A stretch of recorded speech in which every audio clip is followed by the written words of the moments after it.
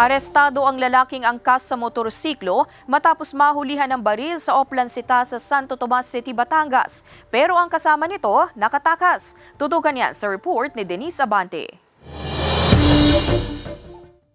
Kalaboso ang 49 anyos na lalaking si Roberto Balite, residente ng Baay, Laguna matapos mahulihan ng baril at bala. Sa investigasyon, nakaangkas ang suspect sa motorsiklong minamaneho ng kanyang kapatid na si Joselito Balite nang harangin sila sa Oplancita sa Barangay San Felix, lungsod ng Santo Tomas dahil sa kawalan ng plate number ng motorsiklo. They tried to evade.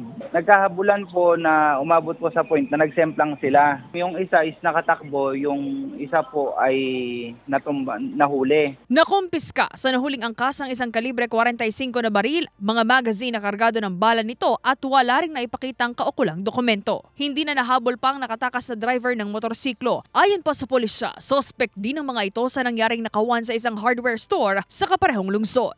Allegedly, yung same personalities na yun is nasita na ng barangay councilor nung mga nakaraang araw doon na umaligid doon. Na-identify po siya noong complainant po doon. May mga nawala pong gamit. Sila pong dalawa yung na-identify na suspect. Then pinailan po sila ng kaso. Nahaharap ngayon sa patong-patong na kaso ang nahuling suspect na kasalukuyang nasa kustodiya ng Santo Tomas City Police habang pinaghahanap pa ang kanyang nakatakas na kapatid. Be wary sa atin pong surroundings, lalo na po kung tayo po ay nakatira sa mga medyo remote areas ng Santo Tomas. Kung meron po tayong na-observe na kahina-hinala sa lugar natin, isagad po tayong tumawag sa hotline po ng ating PNP Santo Tomas. Sinisika pa ng GMA Regional TV Balitang Southern Tagalog na makuhanan ng pahayag ang nahuling suspect at ang may-ari ng hardware store.